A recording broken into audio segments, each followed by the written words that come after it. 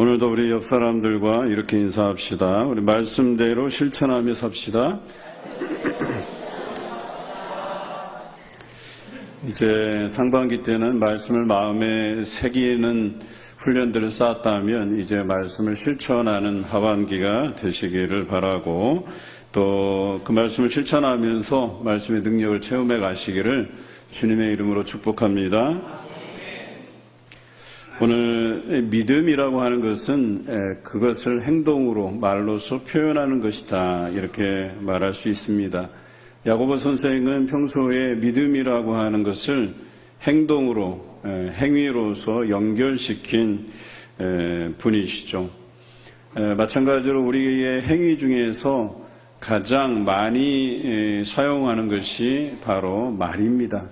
그래서 믿음의 표현들을 말로서 많이 표현하고 행하여야 되는데 잘 안 되는 것도 또 말이에요. 우리가 생각한 대로 또 다짐한 대로 말이 그렇게 사람들에게 친절하고 은혜스럽게 전달이 되면 좋은데 그렇지 못하는 것이 현실이죠. 한때 긍정적인 사고에 관한 책들이 많이 출판이 되었습니다. 그래서 어떤 분들은 긍정적인 사고만 하면, 그리고 그런 긍정적인 말들을 하면 우리 삶이 역전되고 행복한 삶을 누리고 성공할 것이라고 하는 그런 이야기들이 교회까지 돌았던 것이 사실이에요. 그러나 요즘은 긍정의 배신이라고 하는 책들도 나올 만큼 긍정적인 사고와 말로써 우리의 상황이 뒤바뀌는 것은 아님을 또 강조하는 책들도 있습니다. 그러니까 긍정적 사고만이 능사가 아니라는 것입니다. 이것이 어떻게 우리의 행위로서 드러나고 그것이 훈련되고 연습되는가가 중요하다라고 하는 것이겠죠. 우리가 부유하고 성공을 거두고 또 충분한 사랑을 받는 그것이 꼭 긍정적인 결과, 행복한 결과를 낳는 것은 아니라고 이야기합니다. 또한 그런 생각과 감정을 교정하는 그 내면의 여정만으로 우리의 삶의 현실이 뒤바뀌지는 않는다라고 하는 것을 드러내고 있죠. 이 긍정의 배신 저도 읽어보긴 했는데요. 그 내용이 이런 내용이에요. 우리에게 구체적인 질문을 하고 있는데 바로 그 질문이 긍정적 사고는 어떻게 우리의 발등을 찍는가? 라는 질문에서 시작되고 있어요. 그래서 어떤 분 설교에는 긍정적인 말을 하면 물의 결정체가 바뀔 수도 있다, 이렇게 이야기도 하고, 또 심지어는 식물을 보고 긍정적인 이야기를 한 식물과 그렇지 못한 식물에 대한 이야기들을 하고 있는데, 제가 좀 자료를 조사해 봤더니 과학적으로는 증명되지 않았고, 가짜일 확률이 높다, 이런 이야기를 하더라고요. 그런데 목회자들도 그거 가지고 열심히 설교할 때 써먹고 한 것이 사실이에요. 그러나 중요한 것은 뭐냐면 우리의 말들로서 누군가를 살리고 누군가를 절망에 이르게 하고 상처 입게 한다는 사실은 분명한 것 같습니다. 그래서 어떤 사람들은 그 내면에 그 말들의 실수로 인해서 받은 상처들이 쌓이고 쌓여서 나중에 터져 나오는데, 어떤 사람은 분노로 터져 나오기도 하고 어떤 사람은 극단적인 행위로서 표출되기도 한다라고 하는 것이죠. 어떤 사람은 이런 착각을 합니다. 이 사람은 좀 내가 싫은 소리를 해도 잘 소화하는 사람이라고 우리가 착각하곤 하죠. 우리가 그 사람이 잘 소화하는 게 아니라 소화하는 용량이 조금 다를 뿐이에요. 그래서 어떤 사람은 용량이 작아서 상처를 쉽게 받는 사람이 있고, 어떤 분은 그 용량이 좀 커서 그 쌓이고 쌓이다가 어느 순간에 우리가 툭 건드리면 그게 분노로 극단적인 행위로서 표출되는 것이죠. 그래서 우리가 생각해서 평소에 저 사람은 내가 좀 싫은 말해도 잘 알아듣고 잘 감수하는가 보다 하지만 용량의 한계라는 게 있어요. 그게 끝까지 다 차잖아요. 그러면 우리가 생각하기에 그냥 평범한 말이기도 하고 그 사람에게 상처 줄 만한 그런 이야기도 아닐 거라고 생각하는 그 말 한마디가 그 사람의 분노를 폭발시키고 극단적인 선택을 하게 만들 수도 있다는 거예요. 그런데 오늘 이 말에 대한 부분들이 오늘 성경에 구체적으로 잘 기록되어 있어요. 사람들은 그 말을 제어하기가 불가능하다는 것이 성경의 이야기예요. 그러나 동물들은 제어할 수가 있다, 길들일 수 있다, 이렇게 표현하고 있어요. 그러나 사람의 말은 사람의 의지로, 힘으로 길들일 수 없다라고 하는 것입니다. 그래서 저는 이런 생각을 해보았어요. 교회에서도 마찬가지로 이 말들 때문에, 말의 실수 때문에 성도들이 상처 입고 교회를 떠나는 사례가 저는 있다고 봐요. 이전의 교회에서도 그런 말들의 실수로 인해서 그 상처받고 떠난 성도들이 있었거든요. 뭐 어떤 분은 돈 때문에 떠났다고 하는데 실제로는 말의 실수였었어요. 이 사람이 돈을 꾸어서 갚아야 되는데 내가 형편이 이러저러 하니까 좀 내 형편을 고려해서 조금만 기다려 달라고 이렇게 이야기하면 기다려주지 않을 성도가 어디 있겠어요. 그런데 거기다 대고 그냥 시침이 뚝 떼고 그거 원래 나 주려고 했던 돈 아니냐 그러면서 이런저런 핑계 삼고 말을 빙빙 돌려서 하면 어때요? 꾸어준 사람이 기분이 상하죠, 당연히. 어떻게 그리스도인들이 저렇게 거짓말을 일삼을까? 이런 생각들 때문에 어때요? 우리가 한 성도를 교회를 떠나게 만들 수도 있다라고 하는 것을 염두에 두어야 된다. 저는 그렇게 생각을 합니다. 프랑스의 수학자이면서 종교 철학자인 파스칼이 수많은 명언들을 남겼는데 그 중에 이런 말이 있습니다. 친절한 말을 하는 비용은 들지 않지만 많은 것을 이룬다. 그래요. 친절한 말은 비용이 들지 않아요. 얼마든지 우리가 할 수 있어요.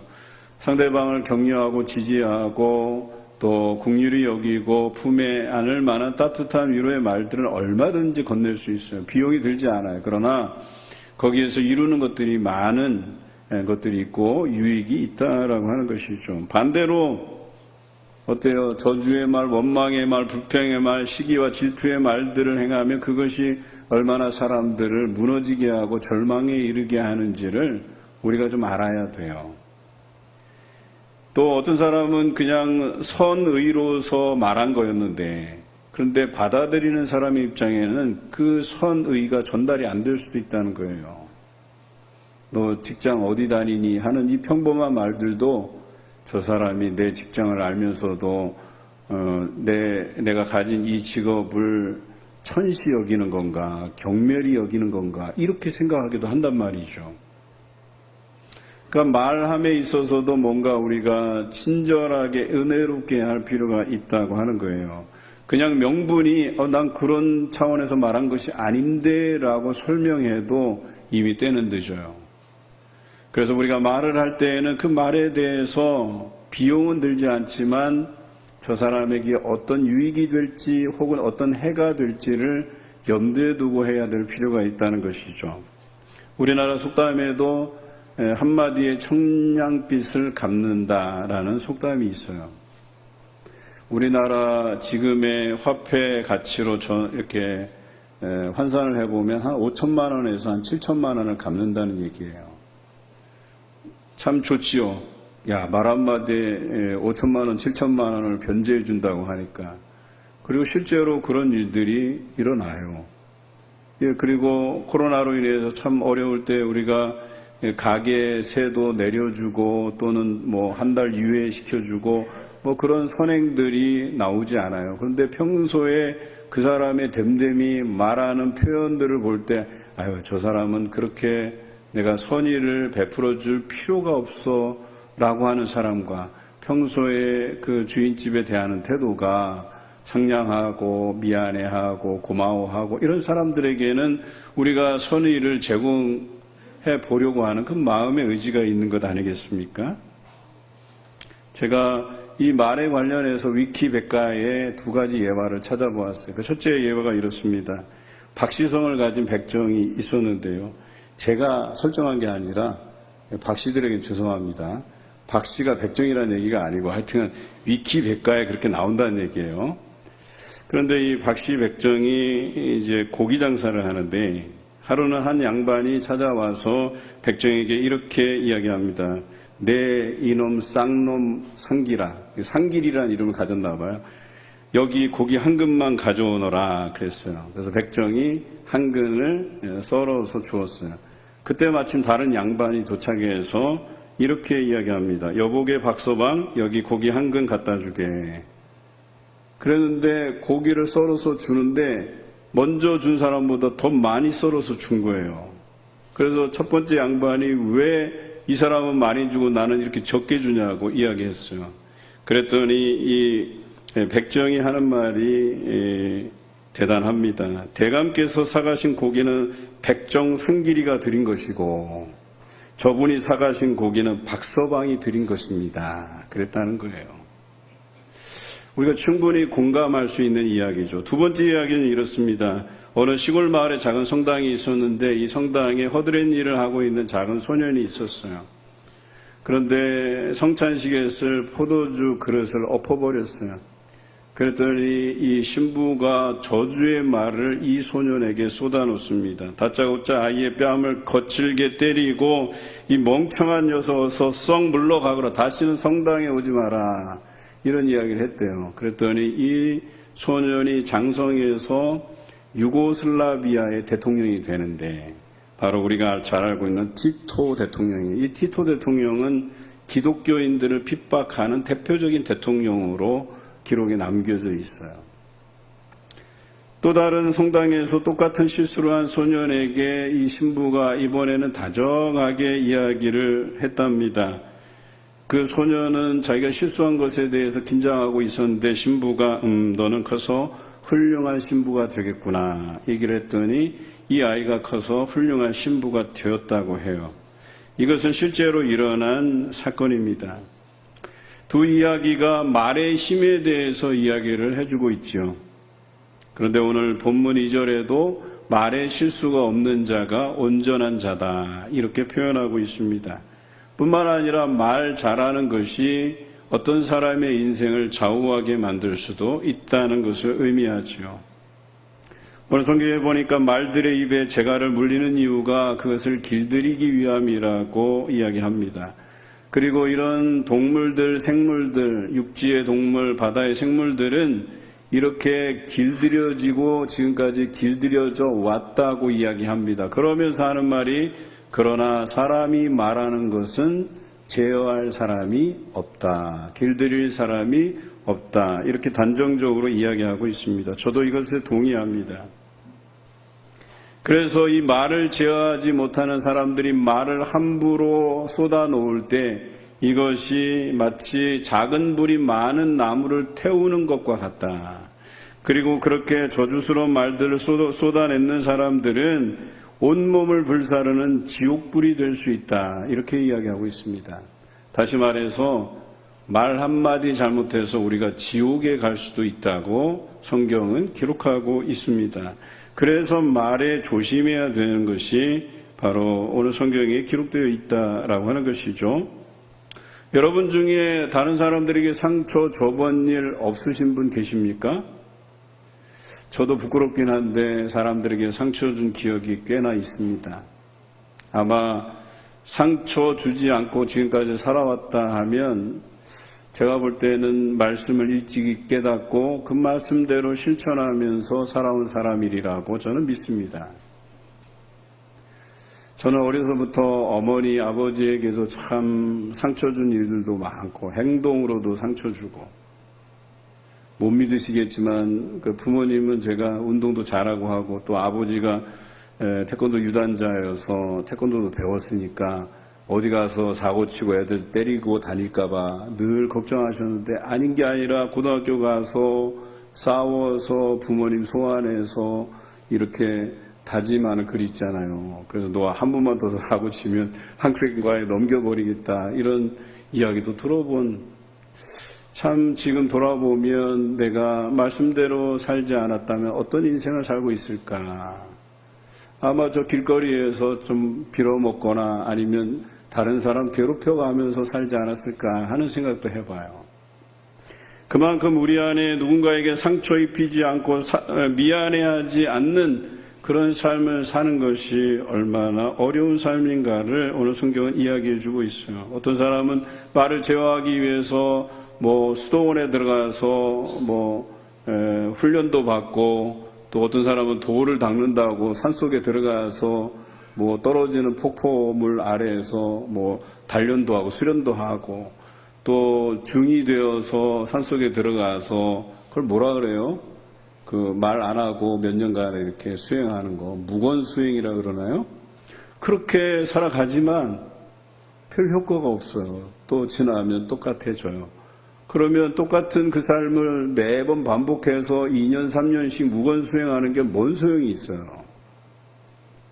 그렇다면 이 저주의 말들, 원망의 말들, 말의 실수들 대신에 뭔가 우리 입술에서 나오는 것이 이것들을 대체할 수 있는 것들이 있어야 되는 것 아니겠습니까? 오늘 성경에 보니까 우리의 입으로서 찬송과 저주가 함께 나갈 수 없다, 이렇게 표현하고 있어요. 다시 말해서 진정한 크리스찬들이라면 그 입술로 저주의 말을 할 것이 아니라 하나님을 날마다 찬송할 것에 대해서 이야기하고 있다라고 하는 것이죠. 잔 칼뱅 종교 개혁가는 이렇게 이야기합니다. 우리의 모든 말은 친절과 은혜로 가득해야 합니다. 이를 위해 남에게 유익이 되는 말을 해야 합니다. 듣고 보면 지당한 말씀이에요. 당연한 말인데 잘 지켜지지 않는 것이 사실이죠. 왜냐하면 우리 사람이 근본적으로 바뀌지 아니하면 이것이 어렵다라고 하는 겁니다. 성령의 도우심을 받지 아니하면 우리가 말을 제어할 수 없다고 이야기하는 것입니다.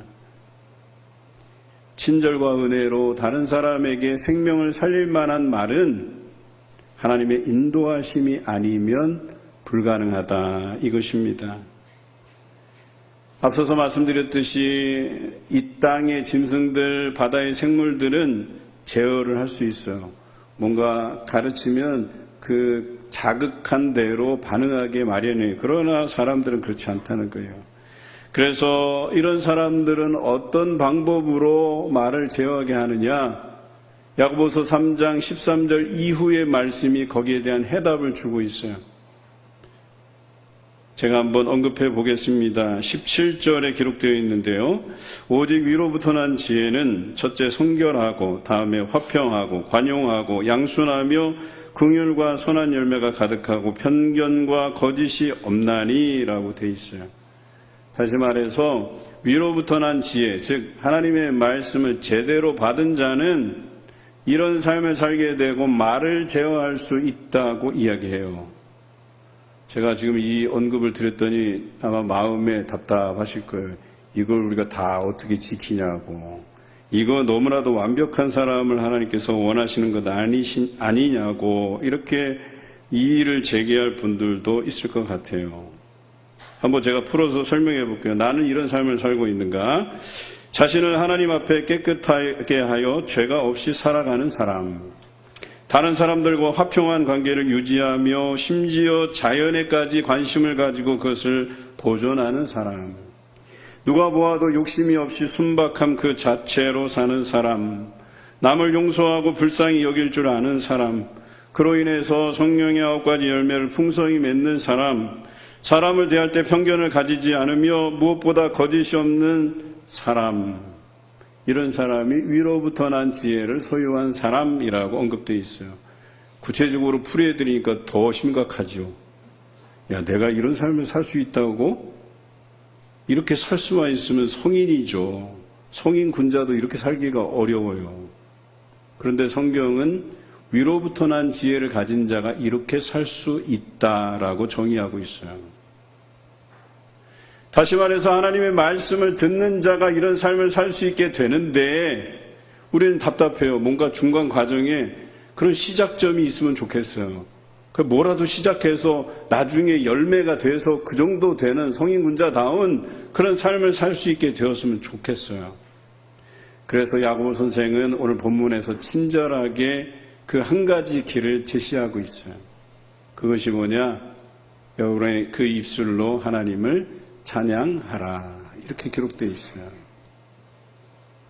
여러분 부러워하셔야 돼요. 주일날 예배드릴 때 우리 찬양대 저렇게 앉아서 하나님 앞에 영광 드리고 찬양하는 것 부러워하셔야 돼요. 아유, 나도 기회가 되면 저 찬양대에 한번 서고 싶다. 또 우리 오후 찬양 예배 때, 수요 예배 때, 또 금요 기도회 때 앞에 찬양단 서서 찬양하는 것 부러워하셔야 돼요. 적어도 이 사람들의 삶의 일부분 중에는 하나님을 찬송하는 입술이 있다는 거예요.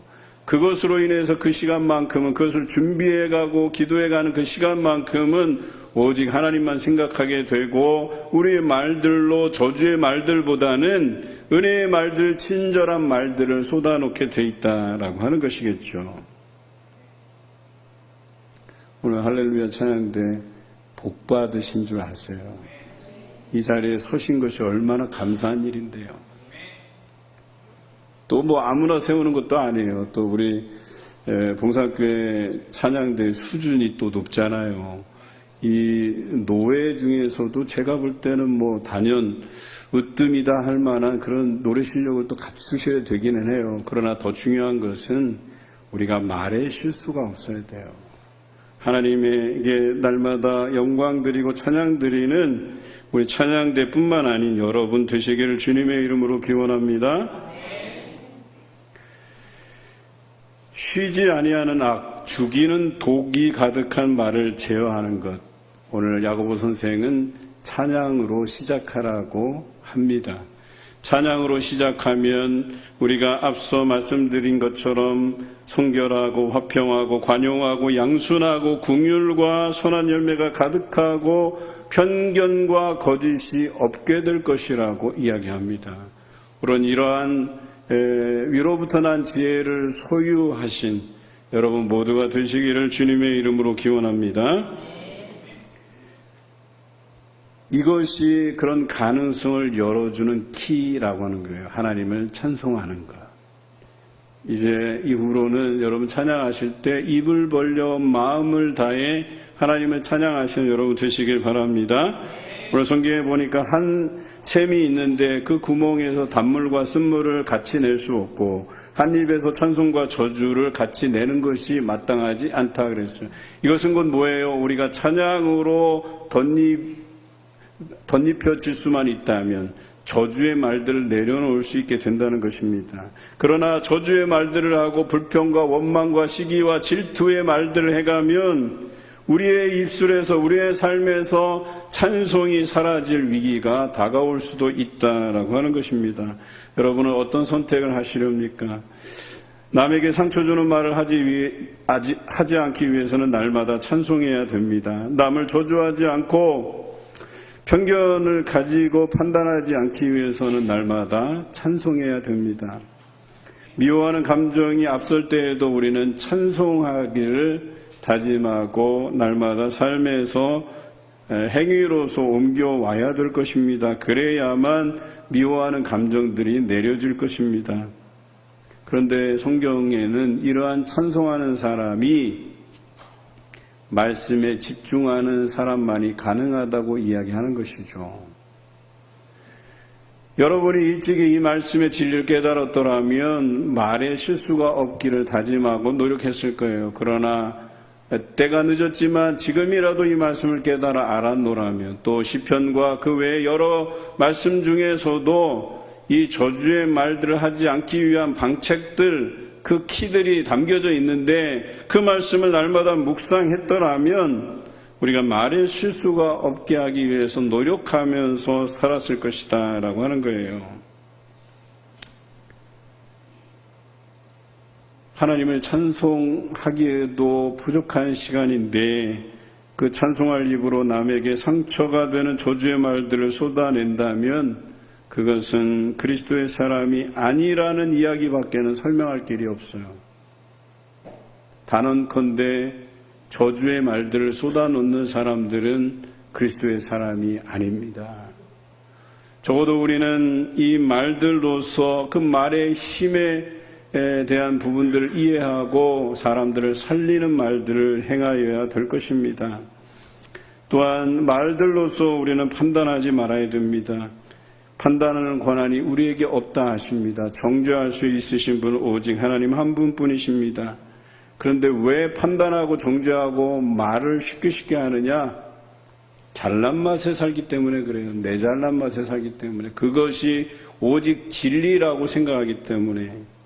그런데 그런 사람들 나중에 나이 들면 평가의 대상에 오르게 돼요.